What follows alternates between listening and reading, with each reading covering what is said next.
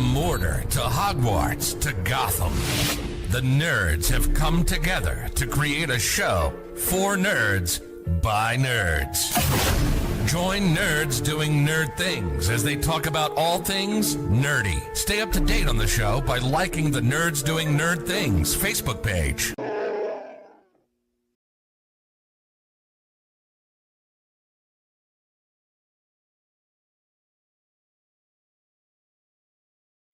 Hey there, the name's Nukem, Duke Nukem, and you're watching the Nerds Doing Nerd Things podcast. For some unknown reason, enjoy.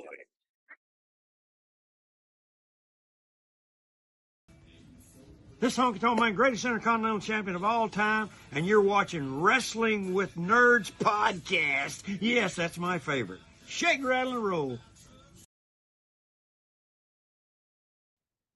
What's going on, wrestling nerds, and welcome. 2 days in a row, we brought you the predictions yesterday. Most of us were right. And now we are bringing you the overall review show. Joining us, as you could tell, it's TJ. Hi, dude.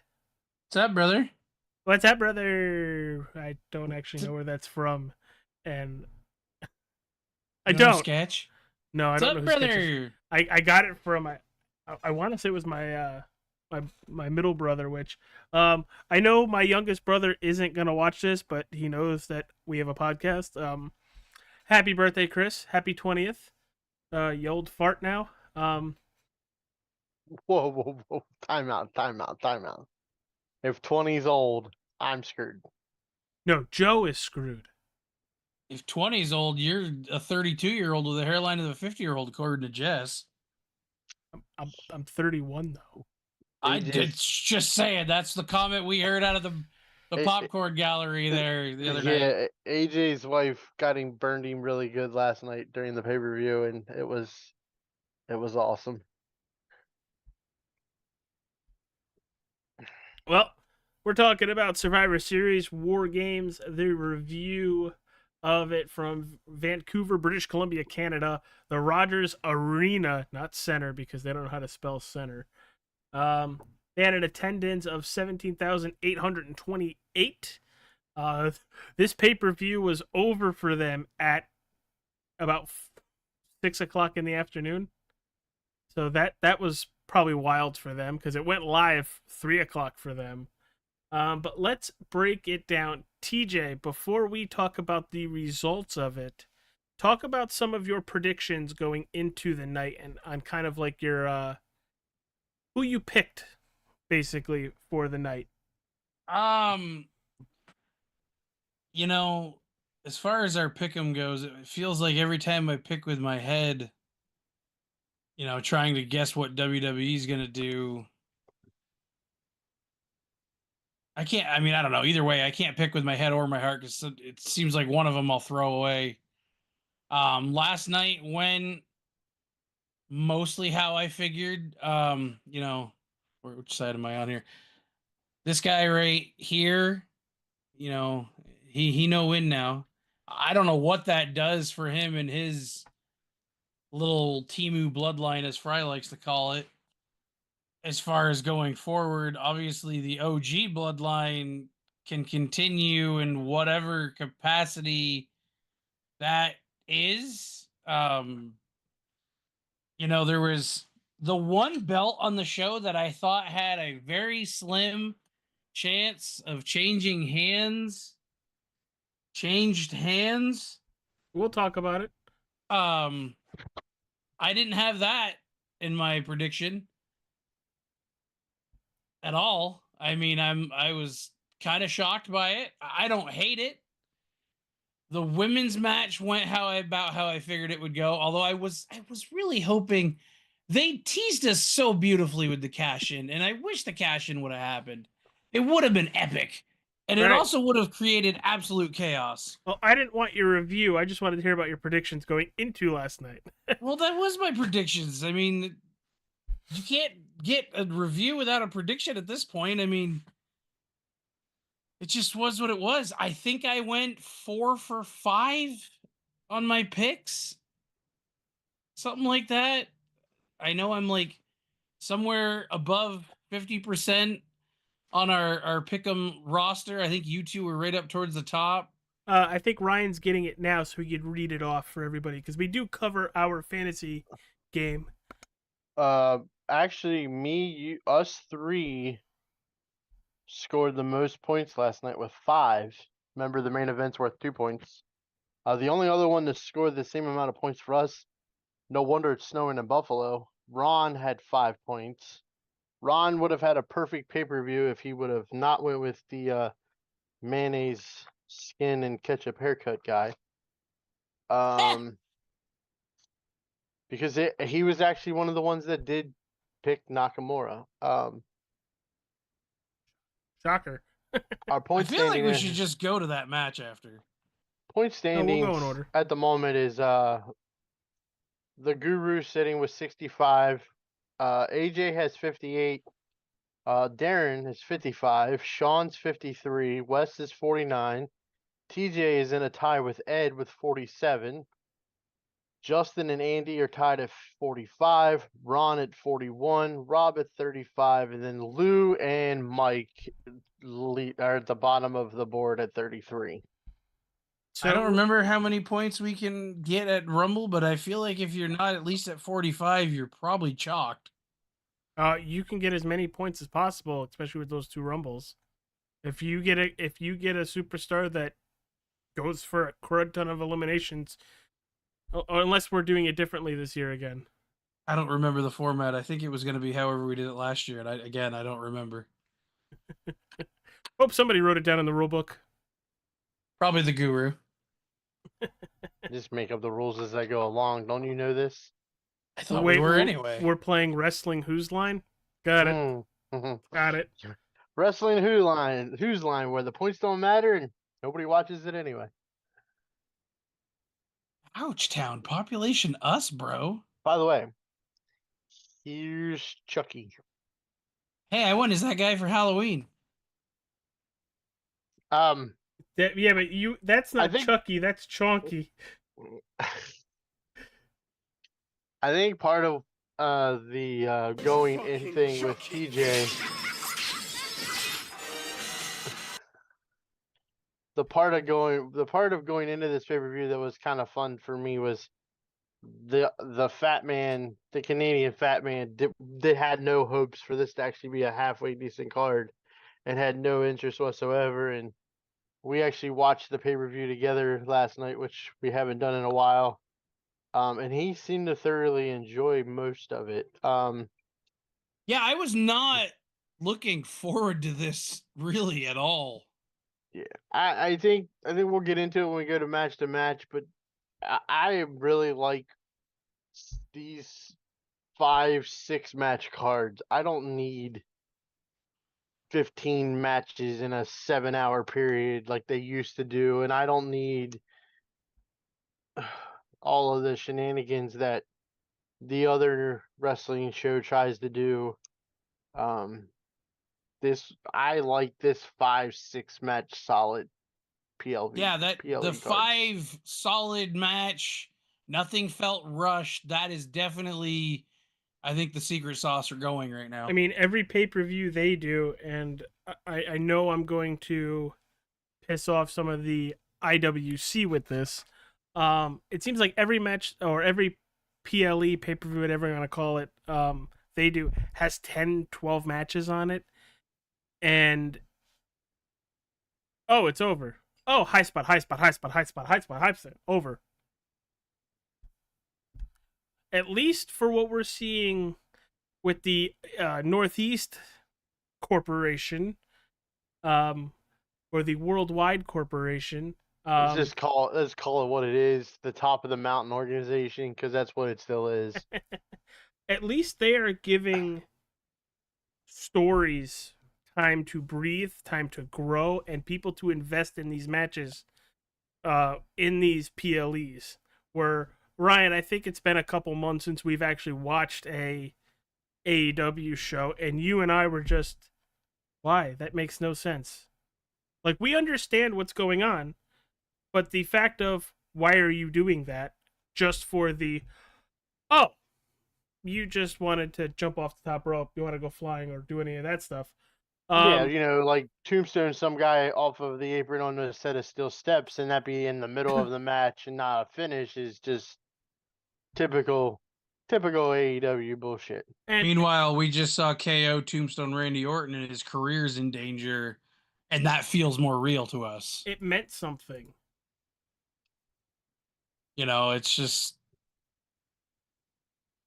there's and I don't want to throw shade, but I think the public has spoken when you look at shows and who's showing up.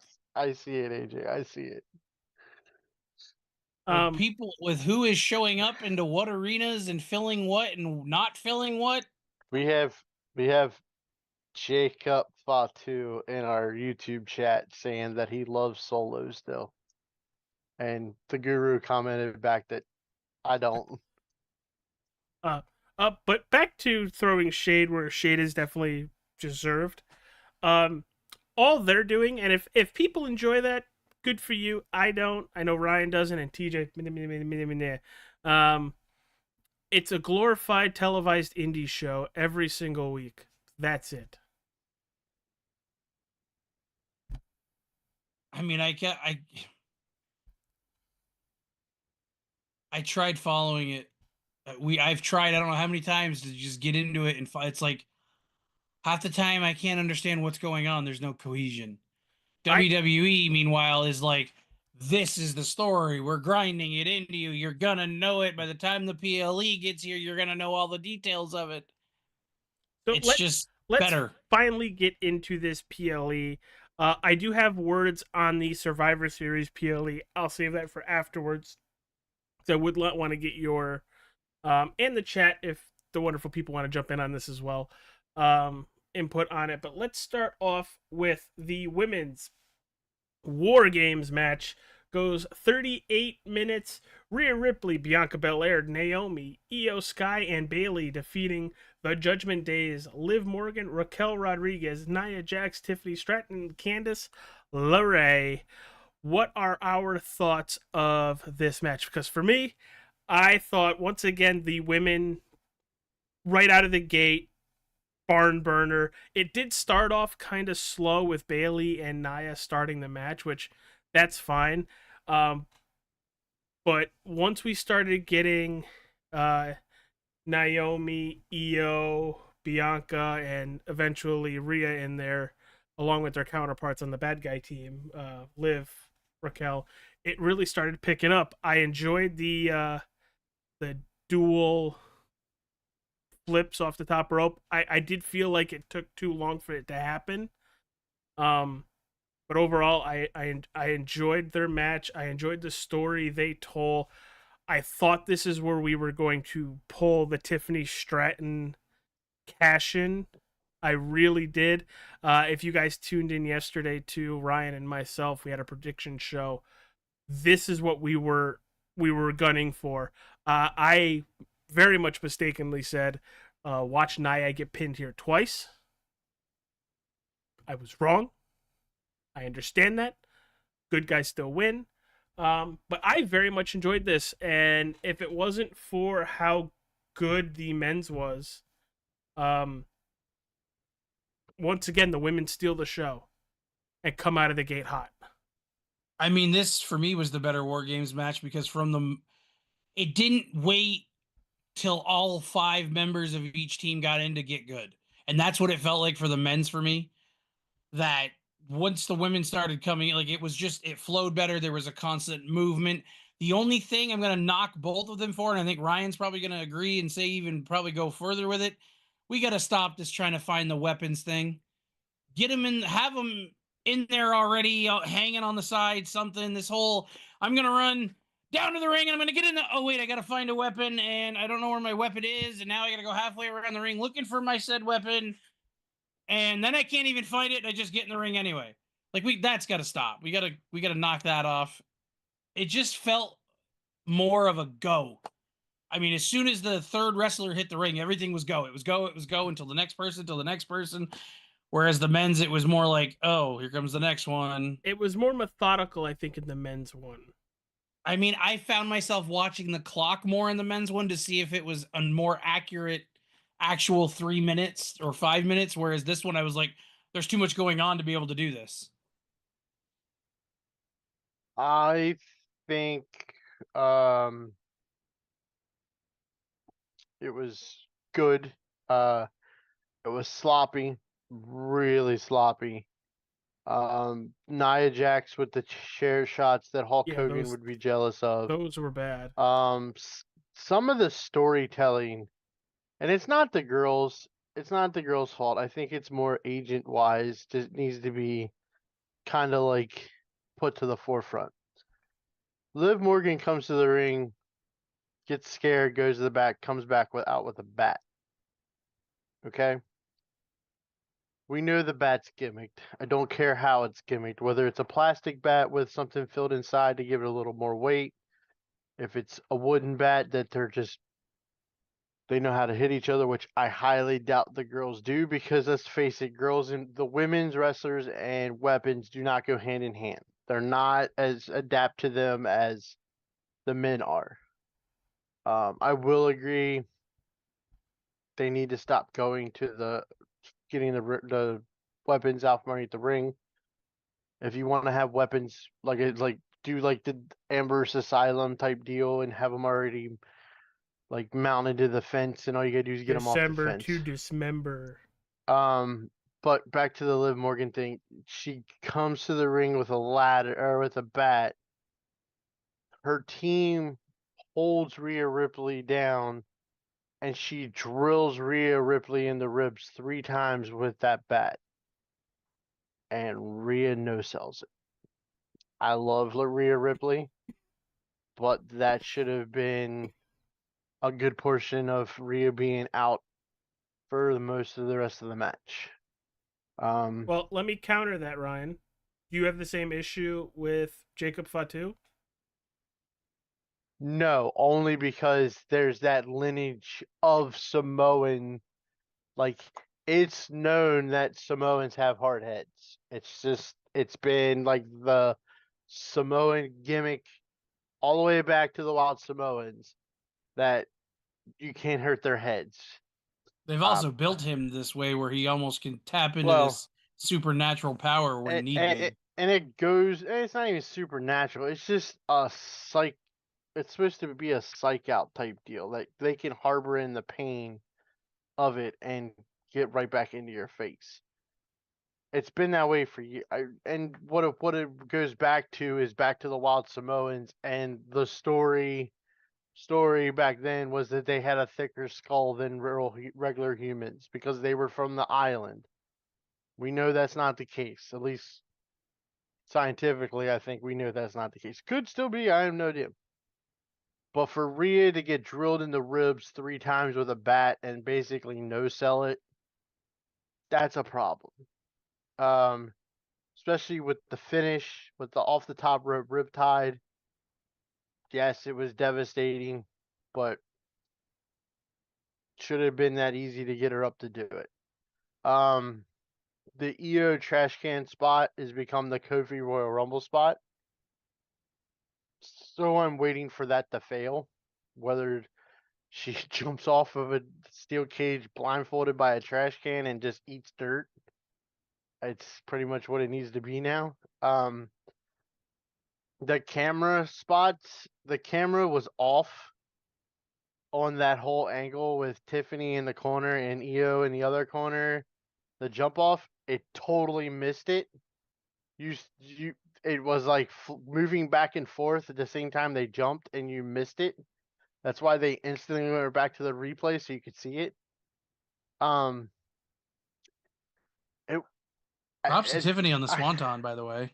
I think it was It's a more of beautiful move. these. I think the women went in with a plan, but not really had the match completely laid out. They had their spots laid out, and you could tell there was a lot of times where I mean, Bailey versus Nia at the beginning of the match is a prime example. If you watch the replay, Bailey's talking to Nia before they even make contact with each other about which way they were going to go with it. It's like they were trying to call things on the fly, and it just messed up the entire flow of the women's match. Like the whole match was off for me. Raquel looked strong, being handcuffed to the top rope and still taking people out.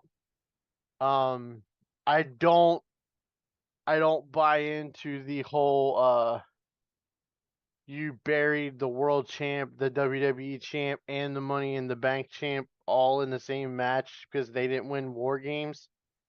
I thought Nia had a good showing later in the match. At first, she was lost, which is typical for Nia. I don't agree with if you've seen him in the Twitter world or on TikTok or any of the other ones. There's a guy by the name of JD from New York. He's an asshole. Sorry, but he is. And he posted a tweet today that was of Io's trash can and made reference of it being Nia Jax, and Nia Jax burned him on it.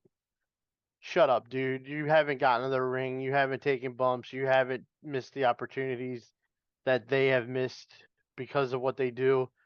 Just shut up and watch it. I mean, I get it. That's what I just criticize stuff, but I understand what these women go through and these men and women go through. It was sloppy. It was sloppy and it was not timed out well. Rhea getting the win, great. Rhea taking her mask off. The mask was badass. It was kind of like an homage to her husband. But she takes the mask off and then they smash her in the face with a chair and there's no problem. So what is it? Was her face broke? Was you selling it? Was you not selling it? What's the deal? It should have, if you're gonna do those spots with her face with the chair and stuff, I think having her go over is the wrong move. If you go after her with the mask on, that's different. But if you're gonna do it with her with the mask off, most times you're gonna go the other way, I think, with the finish, and they didn't do that. They made Rhea still stand on top. Is she Bianca Cena level? I hate to say it, I love her dearly, but it's getting there. Does that mean I'm you're not gonna start turning on Rhea? No, not in the least bit. But it's getting there. It's getting to the point where it's like there's 3 women in the WWE that are untouchable, and that being Rhea, Bianca, and Charlotte whenever she comes back. They're always have had Charlotte be kind of that untouchable. So they might book themselves into a corner they can't get out of that will make Rhea more hated than liked. Shall we move to the second match? Sure. You have to tell me. I don't remember the order. Shinsuke Nakamura defeating Oh, L.A. this Knight one. for the WWE United States Championship, just under 10 minutes. For me, this was the surprise of the night. I thought it was a very good storytelling match where LA was shook the whole match. And I think that starts with Friday night. Their confrontation Friday night. And just LA couldn't just get in a groove. He was always playing defense and ends up losing the title, even though I was completely shocked by it. Now, is this Shinsuke's second or third time holding this belt? Third Third? time. I would agree. I think the mist on Friday night, and then you could kind of tell when, I mean, from the moment LA Knight came out, he wasn't trash talking. He was kind of focused, but then like he goes to get in the ring and he drops the belt. That makes it look like he's not focusing. I have seen the internet talk about, oh well, you could tell he was going to lose by the way he walked out. He was pissed off because he knew what the finish was going to be. No, I think that was telling a story of him. I think he was preoccupied of wondering when he was going to get misted in the face again, and it never happened. Nakamura didn't need it because he had already played the mind games to LA Knight to not need the mist. I don't. I didn't see this coming. I didn't have it on my bingo card for Survivor Series. I'm Am I shocked about it? Not really. This Nakamura, like I said, told you on Friday and then told you again on Saturday morning. This is a different Nakamura. This is a more focused Japanese style, strong style Nakamura than the cartoony, weird entrance. I have the entrance music that everybody wants to sing along to and all that kind of stuff that Vince in the old WWF regime had it set up for being a Nakamura. This is a more focused Nakamura than we've ever seen. This is more IWGP Nakamura. We got a small taste of this with him and Rollins before he went away for a little bit. I mean, he was To a a legitimate point, threat to knock Rollins off at that point. I still don't like the pre-tape promos with Nakamura because I just don't. I mean, I get it. You put him on him, you be able to put the subtitles, lets him speak. But I like kind of him not being able to talk or not talking. It kind of leaves the mystique of the Nakamura character there. Do I think this is a burial or end of the road thing for LA Knight? Not at all. I would not be shocked if you would see maybe LA Knight take the month of December off, maybe make a return around Royal Rumble time. You could see LA Knight make a run at possibly getting into the WWE Championship picture right now. Who I goes think he heel? could be there more. I don't know. I don't know if you need to have heel because I mean the teasing back and forth, you never know. But you don't know yet. I mean, I would say you might see Nakamura LA Knight Part 2 with LA being more focused going into the match could be a possibility. But this was strictly this was to get Nakamura over more than anything else. And I don't think it was burying LA Knight to do so. It was to prove that Nakamura is different and that the mind games that Nakamura is going to play with people is something that people have to pay attention to. When you can get a guy that's always mega focused and a mega star and you can get him back on his heels and beating, means you need to take Nakamura serious with his mind games. Can I just say too, as far as these men's mid-card titles, we've seen them change more in the last 3-4 months than they did the whole like years prior. Oh, you mean like Gunther's awesome title reign where he didn't defend the belt for the first 8.5, 9 months that he was the champ because of other reasons, but he's such a great Intercontinental Champion. Or Logan Paul, who won the belt and never defended it. Yeah, shout out to the greatest Intercontinental Champion of all time, Honky Tonk Man. Appreciate you. Like I like a title that moves, that changes hands, because there should be this collective of wrestlers that any one of them can win it on a given night if you catch the guy off. I've always agreed on that. That if you're gonna have a group of guys battling for the championship, the same guy shouldn't be winning all the time. Yeah. I mean, it was just as believable that Andrade could have beat Shinsuke Friday night and it'd been a totally different match. The only time that there should be that one guy above the rest is when you're ready to elevate that guy to the world title picture. If it's a group of guys and there's one guy in there that you're ready to elevate, then he should elevate himself above that group when it comes time, whether he's the Intercontinental Champion or he's challenging for it. And then something happens where he drops the title but doesn't really eat a pin, like a triple threat or something of that nature, to elevate them to the world title picture. Not how they did it with Gunther, where Sammy takes the belt off him and then it's like instantaneous. Oh, hey, I'm now your new threat because I've already held that belt for a billion days. Like I've said it once and I'll say it again. Philadelphia WrestleMania 40 was Rocky versus Drago was the only reason that match took place. Well, speaking of the Intercontinental Championship, Braun Breaker defeats Sheamus and Ludwig Kaiser in a triple threat match for the WWE Intercontinental Championship. A little part of me wanted the belt to come off Braun just to put him in the world title picture. I didn't care who got it. I thought it'd be really cool if Ludwig grabbed it and then possibly Gunther losing. That would have been a cool dynamic. Ryan brought that up yesterday. Or but I even was both of them holding a belt. Now you've got the two Imperium members. But I was also okay if Sheamus won. But Braun, I like what he's doing. I really enjoy his matches. I think it's time for him to go up to the big belt.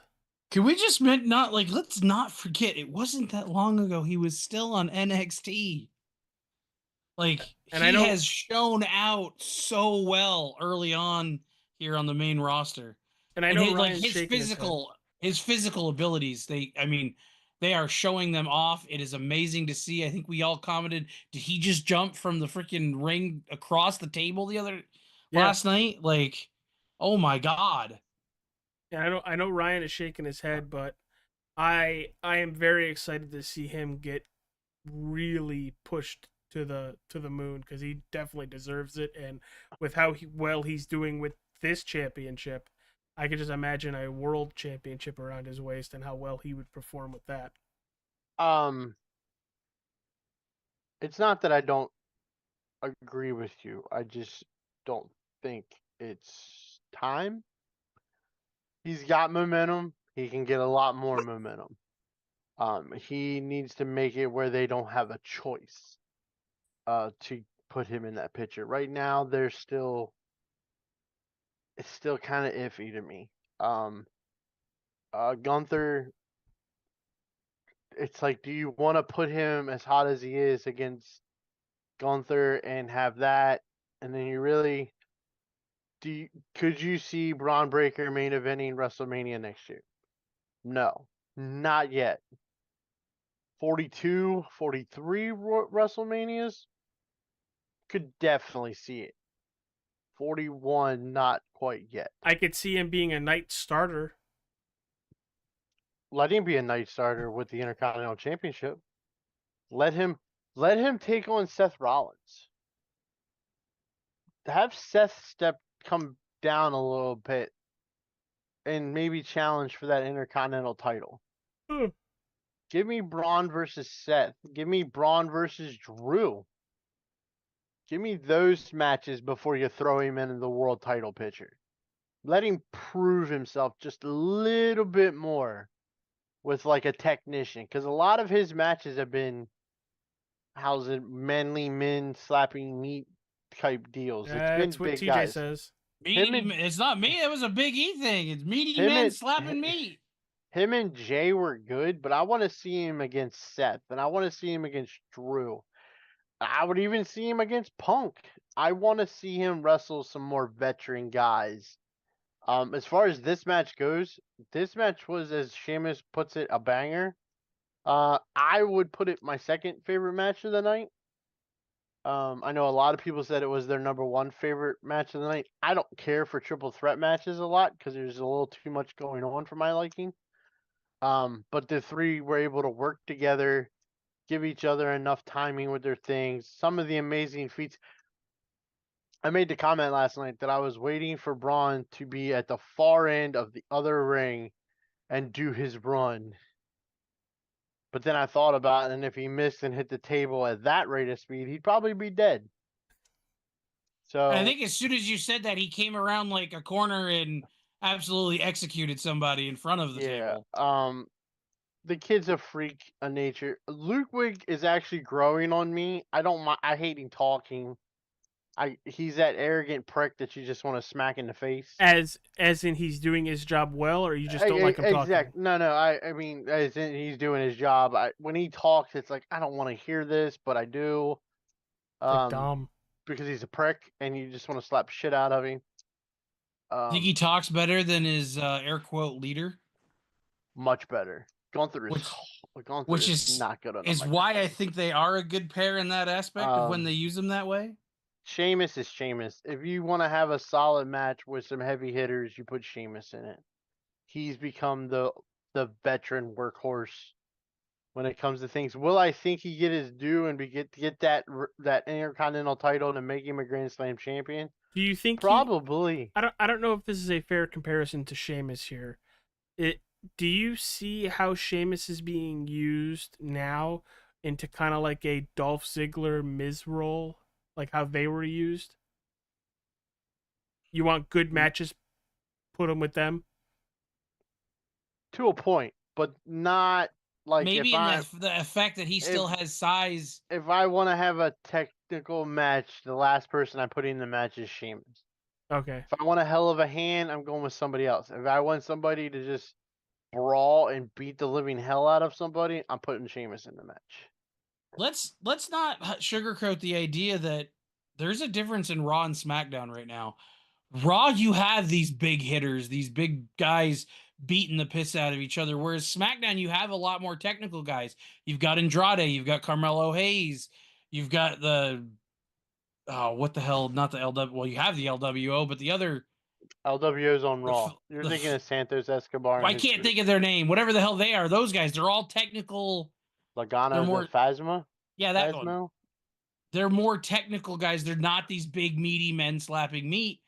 And I think it's a nice little difference between the two shows of having the bruiser show versus the speed technical show. Well, and I think you're gonna get a change in that a little bit when we get to January with the shows changing, with the rumors going around that both shows are gonna be 3 hours.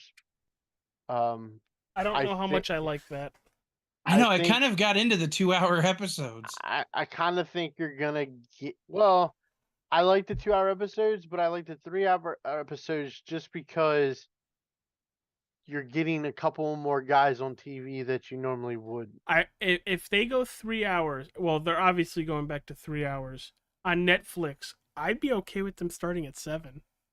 If the other thing with the going 3 hours is we are going to have women's mid card belts now, which are going to need time as well. True. So that does make sense. But I also think what they're going to do is try to even out that mid-card section on both shows, because like we've talked about it for weeks and months, actually, that SmackDown's mid-card is sus at best. Like, there's 5 people. Who are they bringing in and who are they bringing up?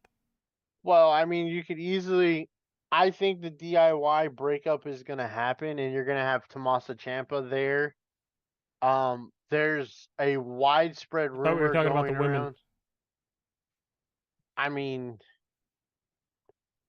And you said Tommaso Ciampa, and I was like, I don't think you need to bring the women. The women are there. No, I know, but I don't think there's enough on. I mean, they've got enough to fill out 2 brackets. Well, I mean, yeah. I mean, usually, you got 3 people fighting for the Raw Women's title. That Rhea has said that she's letting Io have her match first. So there you have that, and then you have everybody else. You don't know yet what they're going to do with the women's tag belt situation. I think they'll leave that alone until after WrestleMania to kind of like maybe let Roxanne go ahead and drop the NXT title. Then she could possibly be one that gets moved up. Thank you, God, because that means Booker T will not be doing any of her matches, and it won't be so one-sided. He said the same thing about Trick Williams as well. Who else on NXT you could bring up? I mean, you could bring up Fallon after she drops the North American title. Kiana James that was drafted has been hurt. She could be making an impact on her return. You're gonna get Becky back at some point.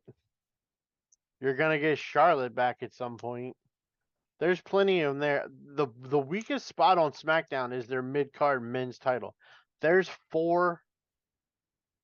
legitimately 4 people. I just don't like Santos Escobar. He's in the wrong era. Like, if there was a cruiserweight division, I would say he's hell bent to be the leading guy in there. I'm surprised he's not vying for the speed title. But I mean, who the hell is that champion? Andrade. Makes sense. I'm surprised they don't have him have the belt with him. I know, that's because it's weird. Supposed to be a Twitter thing. Does Candice carry hers? No. But the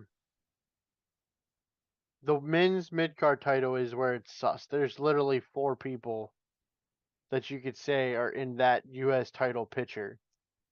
LA Knight, Nakamura, Andrade, Carmelo Hayes. You split DIY up, you get 2 more because you're gonna have Gargano and Tommaso Ciampa going after each other, Mm-hmm. and then I can see by the end of next year, Tommaso Ciampa is the United States champion. I mean, Just putting I that don't out want to. there. I want to throw the spoiler out there, but let's not forget a certain Paul brother will be back soon for the Rumble. Yeah, but he's not full time, and I don't care. But I don't also think he's gonna be going after a mid card belt again. I don't think he's gonna be going after any title. I think he's gonna be doing the special attraction style matches. He's gonna show up at the Rumble. You know he's gonna clash with familiar faces in the match. So I was gonna say, before we go into the Gunther and Damian Priest World Heavyweight Championship match, there was a quick promo set for these T-shirts. Are you talking about Maxine, Otis, and Tozawa? Looks great. The shirt looks great. I'm not plugging them. They're not sponsors. Wait. There was a shirt involved? Yeah, wait. There was a shirt. All I remember was something above the belly button on one person and then something below the waist on another person. He being Mike the Tyson highlight of down this the whole hallway. Oh yeah! Could you imagine if they take this Otis character and just turn him straight up heel? Do you want that though? Like make him a real monster. We have Bronson Reed. Yeah, but well, I don't think we're gonna have Bronson Reed. We'll get into that. We'll get into that. Or just make I wish Otis would get some sort of push that's not Tozawa. I mean, the push I would take is Maxine, but that's besides the point.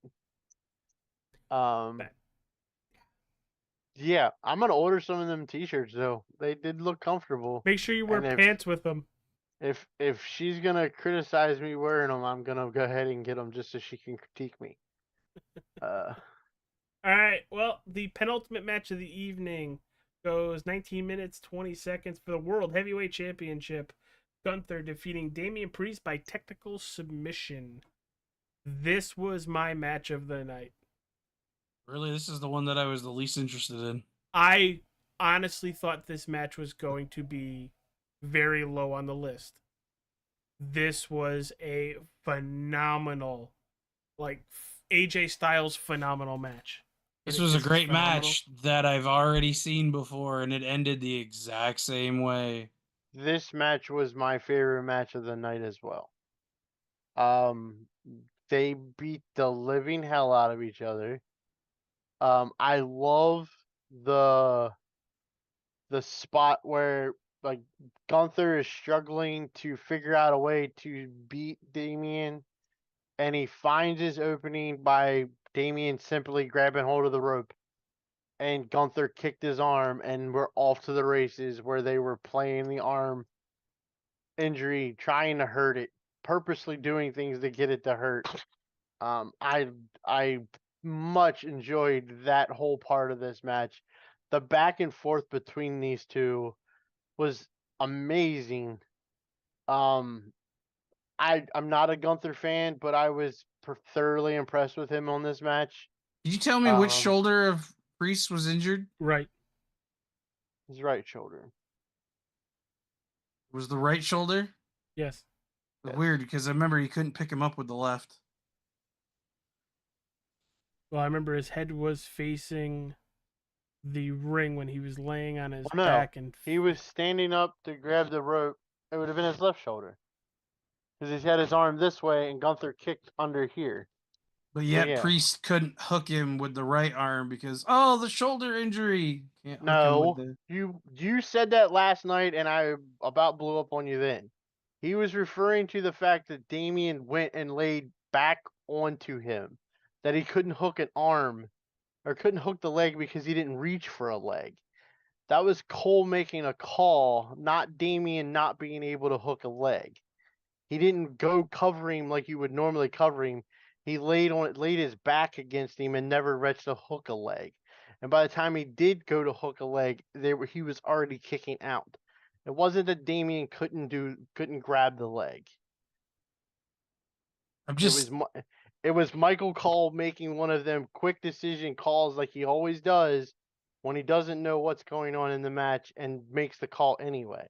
I was right. He's on the ground right now. I'm watching it again, and he's saying, "Oh no, it's his left arm. It It's is his his left left arm. arm." Because when Gunther kicks him, he's down on his knee and he has his left arm on the rope when Gunther kicks him. And when he falls And then off the here top comes rope, he Finn catches Balor. the left arm on the Well, because top he got him rope. up for the Razor's Edge and he dropped him off the left side. I'm Yeah. literally watching it back. Yeah. I thought this match was great. They sold the arm the whole way through. He tried, 3 times to hit him with the Razor's Edge and couldn't get it done. I don't understand the Finn still interfering bullshit. How about Gunther going after Finn? I think that was more just Stay out of my shit. Yeah, get out of my shit, guy. But I'm gonna take advantage of you getting in my shit. But get out of the way. I don't know. It's kind of like they've taken a month or 2 month break or whatever from the Judgment Day Damien thing, but then Finn shows up and does this. Do you think that's them trying to stay? Hey, we're still doing this. I don't know where they're going with it. I'm waiting for this story to blow up in Mike's face where it's Dom is the pawn in the game that Finn and Liv are playing that nobody's figured it out yet. That's what I'm waiting on. That should start taking place here. Because I think you're gonna get Dom in some sort of match at Mania against Finn is where I would aim at. What do you do with Priest? I think Priest takes out Finn at Rumble or does something of that nature. They have to have a blow off match of some sort. I mean, we want to touch on the post show parking lot since we're here, and it pertains to this. I saw parts of it, like Damien shows up and starts beating him down, and then they beat him down. Oh, they beat him down good, and Yeah. they hold him down with his bad arm out, and they hit it with a chair multiple times. Well, I mean, I could kind of see that. Look what time of the year we're at. Makes Damien go away to Rumble. Can take some time off. Damien's been a workhorse on Raw for 2 years now, 3 years now. Give him a break. Finn takes breaks and goes to the Scotland or Ireland and stuff, and they give them the breaks. This might be a chance to get Damien a little bit of a break. Especially if they are going to use him in a WrestleMania build. And what it does is it leaves it open for Damien to get another shot at Gunther because he's not been beat by him clean. Both times he's beaten him, it's because Finn interfered. You always got to leave an opening so it's just like the horror movies. You think the monster's dead, there has to be a loophole to bring him back. So, There's just but a supernatural clown. This was my everybody. favorite match of the night. Just watching those two guys wrestle and sell, and AEW take notes. This is called selling. Sold the whole match through. Yeah, the finish is the exact same as SummerSlam to a point, but I enjoyed it. It was nice that Damien didn't tap out. He passed out. Didn't he pass out at SummerSlam too? But I'm just saying, like, again, he remember. doesn't quit in the fight. Yeah, it gives him that Stone Cold Scott Hall kind of edge where I don't quit I don't quit for nothing. Yeah. You're gonna have to kill me to get me to submit. You're gonna have to bleep and kill me. Next. The next is the main event match, the men's WarGames match. 41 minutes, 55 seconds. Roman Reigns, the Usos, Sami Zayn, CM Punk defeating the Timu Bloodline. Solo Sikoa, Jacob Fatu, Tama Tonga, and Tonga Loa with Bronson Reed. Can I just say I think they started with the wrong guy in the ring for the heel team? TJ, you know something about Timu, don't you? Not a clue, bub. We should have had the other Tongan start this match. The one that hasn't been featured in a singles match the entire time he's been here. The one that hasn't done anything on his own in WWE since he's been here. This would have been a perfect time to let him cook for a minute before he comes in. What? You did what? That's where you screwed up, because the last thing that Tongaloa can do is cook. Well, he's got to do something, because I don't know if you were counting at home, but I was. The dude did like 5 things, and 2 of them were eat a move until the actual match started, and he came in what, ahead of Solo? He's collecting a paycheck because his brother wanted him there. That's why that dude is there. I mean, Tama Tonga starting the match, great. Other than the fact that him and Jay literally did nothing, it felt like, for the opening 3 minutes of their 5 minutes before someone came into the ring. I mean, I love Tama Tonga. I think that's part of the issue with the WarGames match.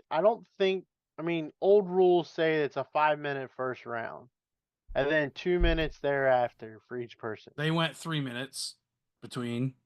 Is it 3 minutes? Yeah, they went 3 minutes. I think you could easily shave that first thing down to 3 or 4 minutes, and then have the other part be every 2 minutes. The front half of this match was painful to watch. When the actual match finally started, that's where, for me, it actually got interesting, because before that, it was kind of boring. I don't know your guys' takes on it, but I didn't find it boring at all. I found it all as continued setup. It just got the in-ring could get a little stale, but it was stale on both. It was both WarGames. I hate to say it, sucked. Again, they took too long getting. Both WarGames had too much dead time, and the most intriguing part of the men's WarGames was when the buzzer rang. CM Punk and Roman. Well, I meant in just general, because you were waiting to see what method to the madness the 2 head coaches were going to have when it came to who was going to come out, because you were like, they teased that Tonga was going to come, and Solo stopped him and sent Jacob. And then you have the whole Punk Roman that whole thing. And then too, what was the point of locking Roman out of a cage that doesn't have a roof? It'd take him a while to get in there. Like, were we supposed to forget that Io literally climbed up the thing with a trash can strapped to her back? And no, you moron. We had this conversation last night. And I didn't feel like it didn't fix it for me, because you said, what, are they supposed to just let him in? Well, they did. It didn't resonate because it didn't go the way they were supposed to make it go. The way that works is now he's coming over the cage. All 5 of you, or all 4 of you, can watch him come over the cage and take him out. Only problem was it's Roman fucking Reigns, and he took everybody out. And the other problem is the match can't actually start because the ref's locked out that has to come into the ring. I honestly don't think anybody cared if the match started yet or not, to be honest with you. Well, it was just kind of funny. Like, he got in because AJ's like, hasn't the match started? And then somebody's like, well, no, because the ref hasn't got in yet. Yeah. The idea was that that meant that he had to come to them and come over the cage, and all of them be waiting on him. But it's Roman Reigns, and he took them all out of the cage. Now, if they had done what you said and like kicked him off the cage so he fell a couple times, okay, that works for me. They didn't. No, they didn't. I mean, that's what happens when you have the 2 Tongans go after him first. You're only going to get one Tonga that's going to fight him. The other one's just going to eat punches, because that's all he does anyway. And if I hadn't seen it later in the match, I wouldn't have think Bronson could have got up that high anyway. I told you both the moment I even said it yesterday in our pre-show thing. Bronson Reed was coming off of that cage with a tsunami, and boy, did he come off with something. And he had an earthquake to his ankle. That's the rumors. I haven't seen any more actual Did you reports. see Let's the hope video? it's sprained and I not saw broke. the Well, video, but you never know. actually, I take that back. Let's hope it's broken, not sprained, because that's a quicker heal time. And I also think that, I said it a couple months ago when AEW did this bullshit that the same thing happened to Edge that happened to Bronson Reed. If you don't know how to come off of the top of the cell, then don't come off the top of the cell. Who in their right mind? Well, first, who in their right mind is going to jump off the top of the cell? But if you're going to dump off the cage, cell, whatever you want to call it, don't make your feet hit the ground first. That's just common Don't pull a sense. Macho Man Randy Savage. That's just common sense. Eat the table. The table is made to break your fall. It will break your fall. Yes, it will hurt, but it's a hell of a lot better than shattering both your ankles. Or at least one of them. The words is that it could be both of them, and he I didn't couldn't see get up the. after I the haven't match. seen footage of the other one, but I know the other. The one was definite. I don't understand why you would. I mean, Jey Uso. I mean, if anybody wants to watch how you jump off of things, watch the Usos. If I'm Or gonna take Shane. if I'm gonna take the risk on jumping off, brother, you're the one's gonna take the full weight of me because he gave Jacob Fatu all of him. I've seen Shane fall off of more things to know. Obviously, he knows what he's doing. Um, What'd you like? I What'd you think of did. the ending? Because I know you said you liked them. How the I ending had to. happened. I had to laugh. I had to laugh. I referenced the movie Training Day in that the final part where Solo's standing amongst all of the bloodline and it was basically like I'm still the tribal chief. Whatever you guys do to me is not gonna and then everybody popped off shots. I mean, King Kong ain't got nothing on him. And then I happened to stumble across on Instagram today my favorite uh last professional broadcaster, AJ's favorite last professional broadcaster, Mr. Sam Roberts. And he made the same exact acknowledgement that I did about it being the ending of Training Day. And I was so happy when I watched his video. Shout out to Sam Roberts. He is the best. I don't care if you like him or not. Eat my ass. Sam Roberts is by far the best. And to be on the same brainwave as Sam Roberts watching that finale was magical for me. Um, I thought it was a good ending. I'm really curious on what the favor is going to be. I'm very excited to see what that's It's going to be. obviously not muffins. Yeah, I kind of like the tease that WWE did for the ending of this show. Um, I thought it was pretty slick how they they kept the camera with them down the aisleway, had him hug at the ramp, tease Punk come back.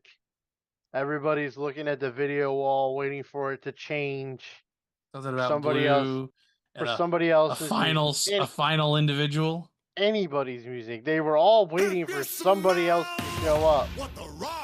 And they didn't.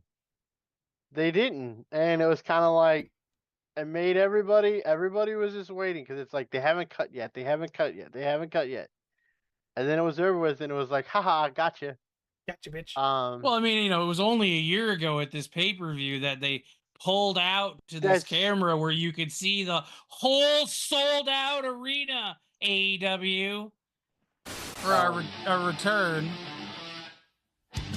I remember being in the Discord with Campigio, which he's been on the show before, and he goes, "Oh, I guess he really isn't coming back." yeah. The Punk's entrance, by the way, the impromptu trying to start a fight with him in the cage was great. I love that. I don't think.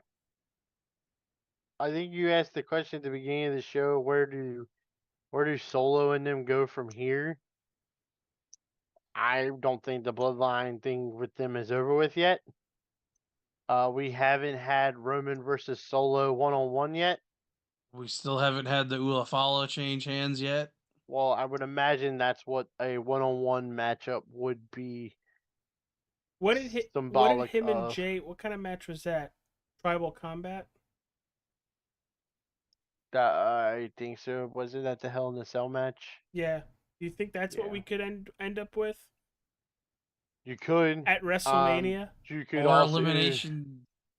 You could also see where possibly the Timu bloodline gets stronger. Who they missing? Maybe get rid of a weak link and add a new member to the bloodline. Well, I mean, it's not like Bronson Reed was really going to stick around with him anyway. Okay, so Tongaloa's gone. Who do you input? Whatever. You're already short Bronson. Whatever other Samoan you want to bring in. Zilla. I'm still waiting for more of a story of. There's one thing missing from the Timu bloodline that the regular bloodline have that we have not been disclosed on that thing yet. Do you know what it Wise is? man? Exactly. Timu bloodline has not had a wise man yet.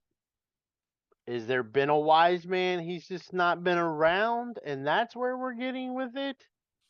Or what are we doing? Because evidently that guy was out promoting Moana 2 on Saturday night. Nowhere close to Vancouver, British Columbia. It does premiere this week.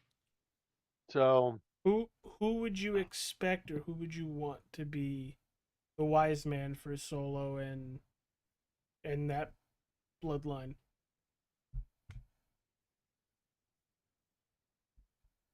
Maui?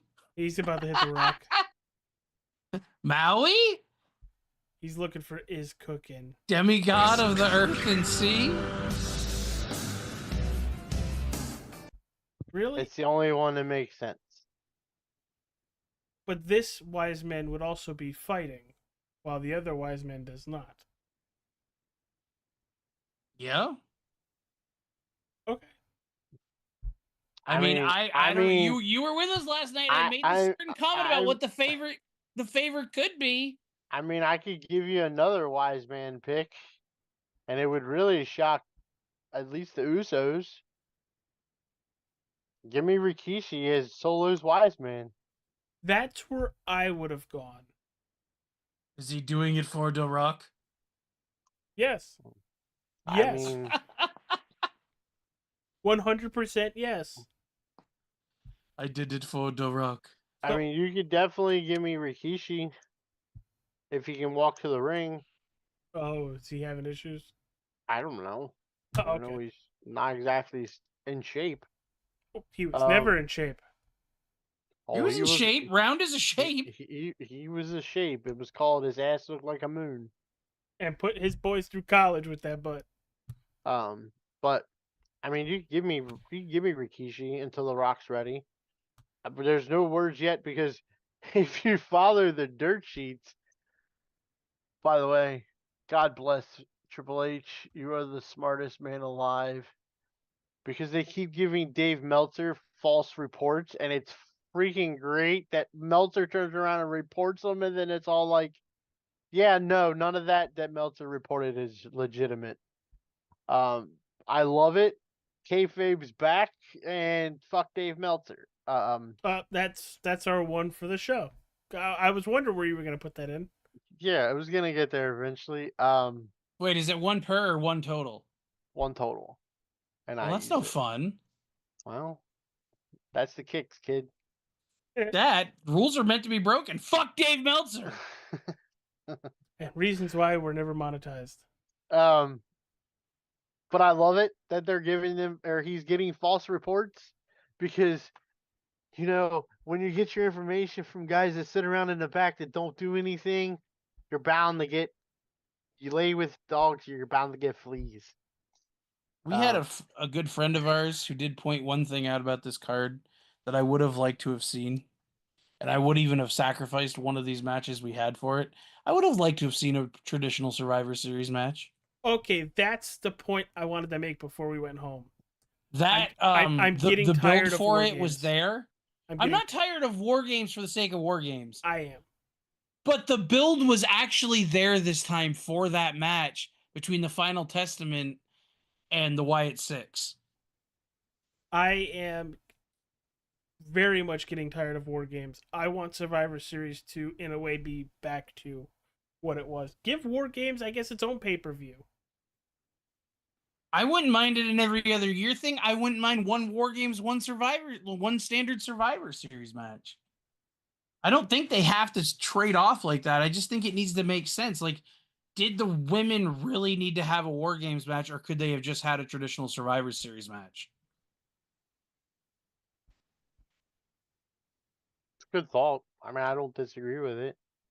You Change know, is a we good wanted thing. to see the bloodline murder each other inside of a cage because there's always something of someone running in. This way, they're all in there. Next year when Survivor Series is wherever it is, maybe we can try to get a press pass so I can ask Triple H the hard hitting questions like, why can't you bring back traditional Survivor Series matches and have War Games on the same card? Ryan, I Oh, just want yes, you in the to. back, we have Wrestling with Nerds, Ryan Fry, the Guru.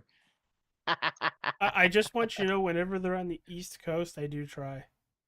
That's great. It's, I'll ask him the hard hitting question.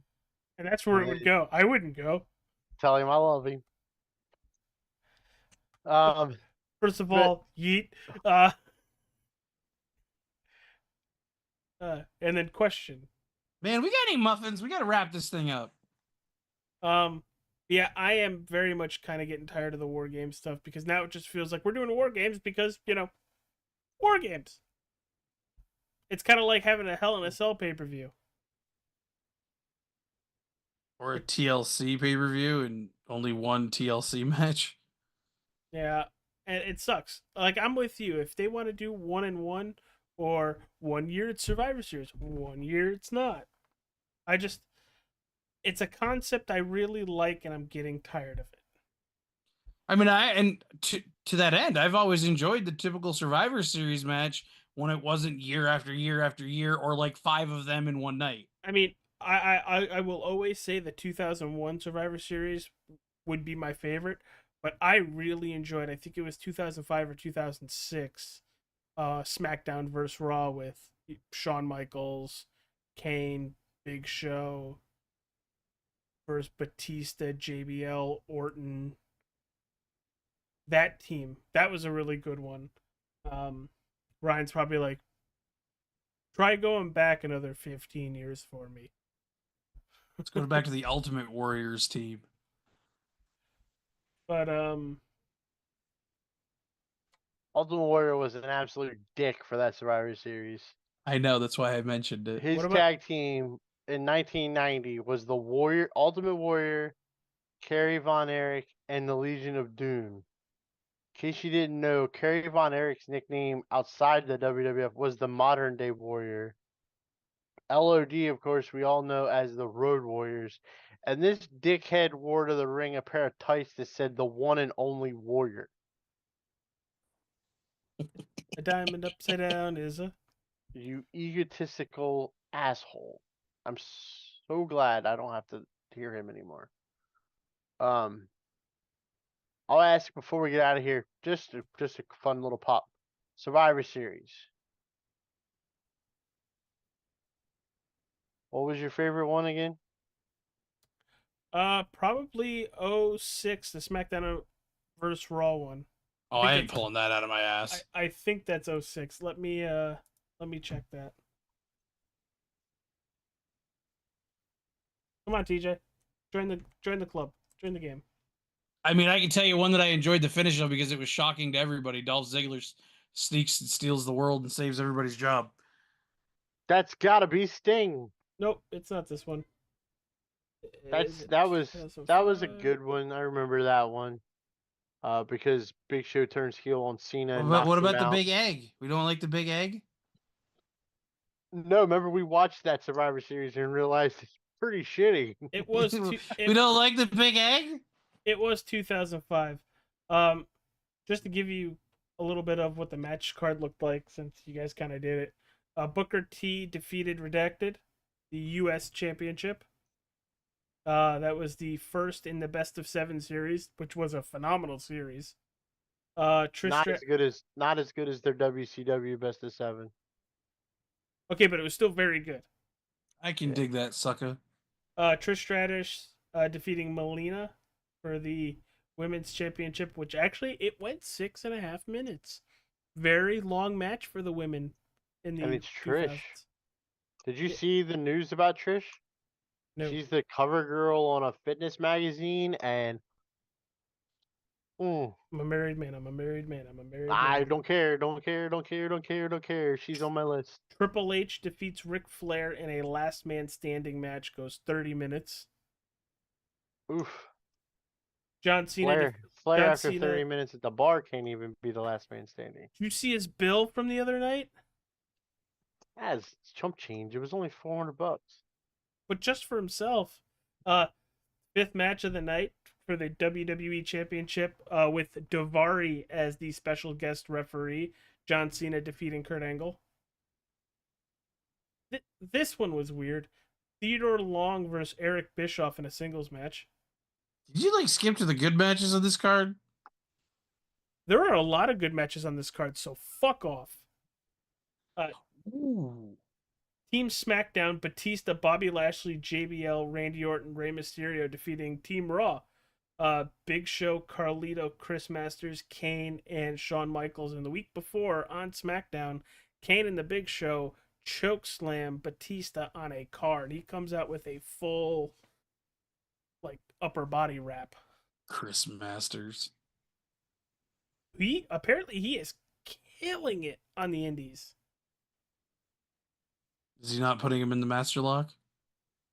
I don't know. Does he still go by Masters? He might go by something. No, he goes by his real name. Morodetsky or something like that is his real last name. We got a fun week ahead of us, don't we, Fry and Fry? We got a busy next 2 weeks. Raw, the U.S. title, women's U.S. title tournament kicks off. I believe the triple threat match has been announced. It is Kari Sane, or no, not Kari Sane. Dakota Kai. Dakota Kai versus Shayna Baszler versus somebody else to not win but be there. I think it was one of the what are they called? Casey Catanzaro and the other chick, Katana Chance, and the other one. I believe that's who it was. Yes, it is Dakota Kai versus Shayna Baszler versus Katana. Our friend Mike says that hopefully Triple H does the right thing. I think he will. Shayna Baszler is going to get her first singles title in the main roster. It's funny because when he replied to you, I think he was talking about Dakota Kai. He probably was, but you got to actually wrestle more than 2 matches without getting hurt to be considered for a mid-card title, or any title for that matter. I like busting Mike. It's fun. What do we got on tap for NXT here? Tuesday night they have the last chance qualifiers for the Iron Survivor matches. There's 2 fatal 4-way matches. I don't remember who all's in them. I know Lexis King is in the men's one. The Gigi Dolan returned last week to NXT, so hopefully this week we'll get to hear from her. SmackDown. And none of you told me? Oh, I thought I'd tell you now. SmackDown. He looks a little different. SmackDown's gonna be SmackDown. I don't see much. They're gonna build Cody and Kevin Owens for Saturday night's main event. That's gonna be a banger match, and I wouldn't be surprised if Cody loses. And then Saturday we get NXT Deadline pay-per-view in Minnesota, and then next Saturday night, I wasn't even paying attention to it, thinking that they were doing it as a PLE, but it's not. It's a network special on NBC. Saturday night's main event is next Saturday night. Well, 2 Saturdays from now. And it's live on NBC and Peacock. So that's probably going to be the last big thing for the year, right? It would be the last big thing for the year. You're going to get Cody Rhodes versus Kevin Owens. You're going to get the finals to the United States champion, or not yet, the United States Championship. I mentioned earlier instead of the U.S. title tournament on Raw, it's actually the Intercontinental Championship.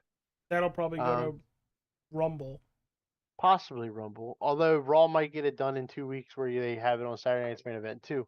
That would make Saturday Night's Main Event really special. According to press Or you save conference it with for the January premiere of Netflix. that too. According to Triple H, listening to him at his press conference, we're gonna get Saturday Night Main Event more often next year. They said 5 times. Well, I 4 or believe 5 it was times throughout. 4 or 5 times we're gonna get it, so it's kind of back to being what it used to be back in the 80s and 90s, where it was a network special on Saturday night. It was Wow. they would I hate they how would, this is the second time we've done it. Saturday night's What's main that? event. oh They're showing it on NBC. they would take one Saturday a month, and it wouldn't be Saturday Night Live. It would be WWF Saturday Night Main Event. I mean, there is going to be a golden shovel guy around next year more. I do love that they went old school with it, with the old school Saturday Night Main Event music, all that stuff. Makes me get into my feels a little bit. And then we're pretty much setting sail for the new year. We don't get a pay-per-view. I don't think there's a pay-per-view in January. Rumble is the 1st of February, so it'll be interesting to see that build for a whole month with no pay-per-view. As far as WWE goes, us on this channel, we've got a few things going on. Next week, we're gonna wrap up our year-long battle of WCW versus WWF 1997. Both these guys are tied at 5 apiece. There was one draw. Headed to December of 1997, so we're gonna wrap that up next week. Remembering that the winner of that gets to face me in the next time we do the versus battles. But we got I'm some so other. happy December sucked. I'm We have so s- happy December sucked. We have man. some other things planned for coming up. We might have a little bit of a GM battle between the three of us. We're also looking forward to March, where we get March Madness and Tournament Madness. We're possibly throwing around a couple ideas of possibly doing our own March Madness tournament bracket of a certain topic. But we haven't gotten there quite yet. We have ideas. We're throwing up some ideas. We're getting together with things.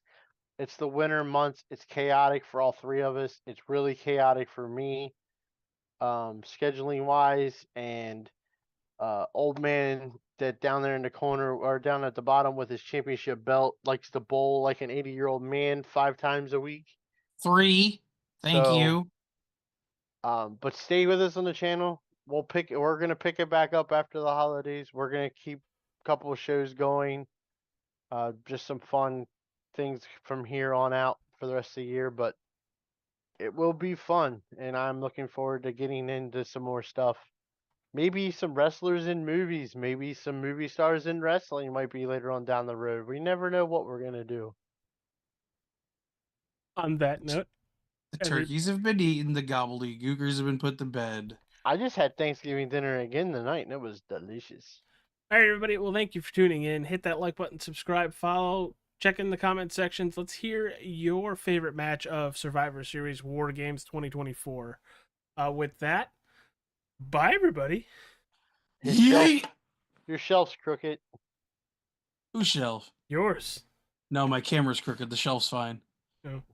If the shelf was crooked, all the race cars would roll off